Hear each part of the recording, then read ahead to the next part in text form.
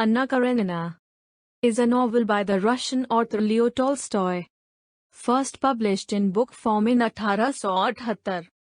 Many writers consider Anna Karenina the greatest work of literature ever, and Tolstoy himself called it his first true novel.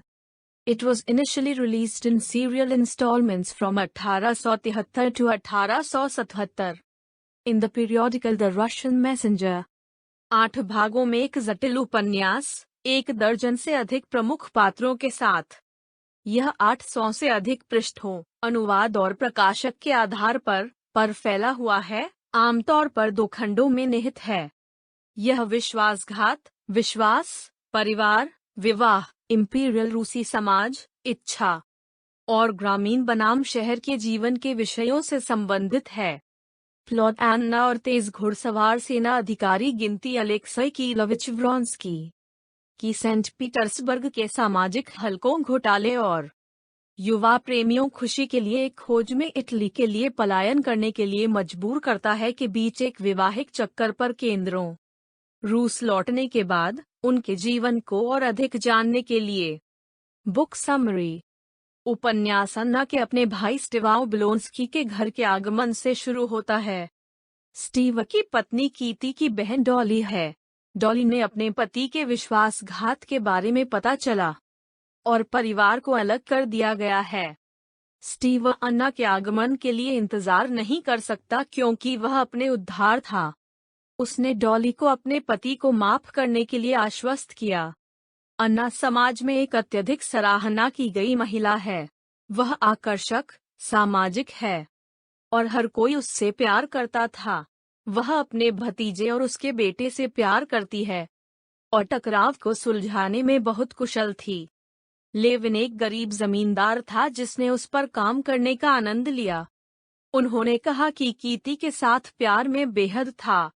अमीर महान की बेटी है कि उसे उम्मीद थी गिनती व्रोंस्की के साथ एक सगाई के लिए।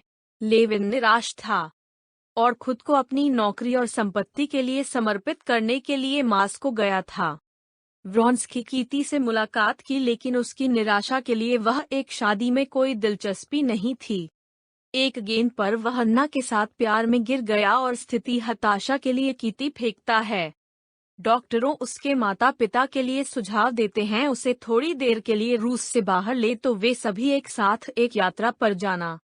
जर्मनी में कीती बरामद, व्रोंस्की के बारे में भूल गया और नए दोस्त मिल गया। लेविन उसके लिए फिर से देखा और प्रस्तावित। उसने स्वीकार कर लिया और वे शादी कर ली। लेविन की ईर्ष्या और असुरक्षा के बावजूद शादी खुश और स्थायी थी। कीती अत्यंत दयालु और शक्ति से भरा है, जबकि वह लेविन के बीमार भाई निकोलाई की देखभाल कर रहा था दिखाया। कीती एक बेटा है जो उसे भी खुश कर दिया था।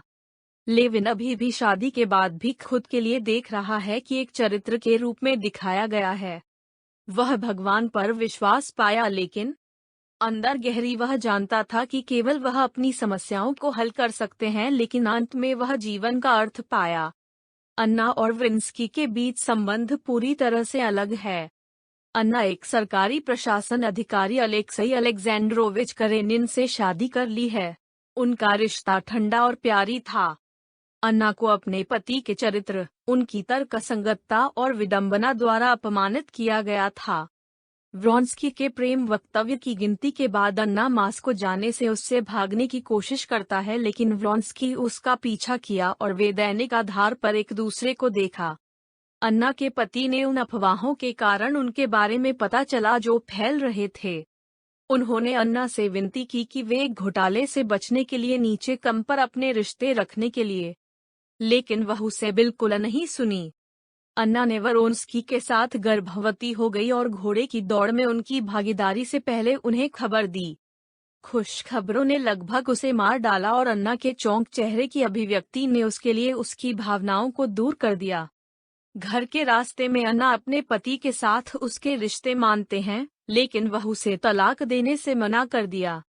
वह व्रोंस्की को अपने घर में अन्ना को देखने से मना करता है। दुख में महीनों से गुजरते हैं क्योंकि व्रोंस्की अन्ना को अपने पति को छोड़ने के लिए समझाने की कोशिश करता है। उसने एक बच्ची को जन्म दिया और जन्म के बाद के जन्म में अन्ना ने पति की माफी मांगती है। वह उसे और उसके नवजात शिशु को स्वीकार करता है और खबर ने वरोंस्की को इतना चौंक दिया कि वह खुद को गोली मारने की कोशिश करता है। चूंकि उनमें से दोनों ठीक हो रहे हैं, अन्ना वरोंस्की के साथ भागने का फैसला करता है। वह लड़की लेता है, लेकिन उसका पति उसे अपने बेटे को, जो वह गहराई से प्यार करता था, लेने नहीं दूंगी। वे इटली में चले गए और अन्ना प्यार में खुशी से है। थोड़ी देर के बाद उसके बेटे के लिए उसके दुख बड़े हो जाते हैं और इससे उसे रूस वापस जाना पड़ता है। व्रोंस्की उसके साथ, और जैसे ही वह अपने पुराने घर के पास गया, वह बच्चे के कमरे में गई, जहां उसे सूचित किया गया कि उसके बेटे को बताया गया कि वह मर चुका है। अन्ना रूसी समाज में अपनी वर्तमान स्थिति के कारण पसंदीदा नहीं है। भले ही व्रोंस्की उसकी वजह से एक प्रभावशाली आदमी था, वे गांव में अपनी संपत्ति के पास गया, जहां वे एक असाधारण, शानदार जीवन शैली का नेतृत्व करते रहते हैं।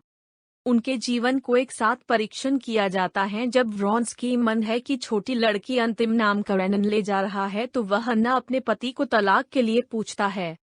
वह अन्ना के लिए बलिदान किए गए करियर और जीवन के बारे में अधिक से अधिक सोचता है। अन्ना अधिक अधिकार, ईर्ष्या हो जाते हैं और अपने पुराने जीवन, बेटा और सामाजिक स्थिति वापस क्रेव्स। वह उन्मादी हो जाती है और रात में देर से अफीम लेना शुरू कर देती है। उसकी गंभीर अवसाद उसे एक ट्रेन के नीचे खुद को फेंक दिया बनाता है। व्रोंस्की उसकी मौत पर नहीं मिल सकता है और एक खाली जीवन रहता है। अंत में उन्होंने सर्बियाई तुर्की युद्ध में स्वयंसेवक के लिए आवेदन किया। उपन्यास में हमारे पास दो प्रकार के प्यार हैं, कीती और लेविन के बीच खुश प्यार, स्वार्थ और अधिकार के आधार पर प्यार और विश्वास, और अन्ना और व्रोंस्की के बीच अशांत और गहरा प्यार पर निर्माण। इसके अलावा अन्ना अपनी व्यभिचार की वजह से जीवन के लिए चिन्हित किया गया था, और भले ही व्यभिचार कुछ गंभीर वापस उन दिनों में नहीं माना जाता था, यह सतत होना था। अन्ना कोई पाखंडी नहीं थी और वह कार्य नहीं कर सकती थी कि वह कुछ नहीं है, इसलिए अन्ना ने वरोंस्की के साथ अपने रिश्ते को छिपाया नहीं। समाज का दबाव उसे आत्महत्या करता है। सारांश का अंत। धन्यवाद।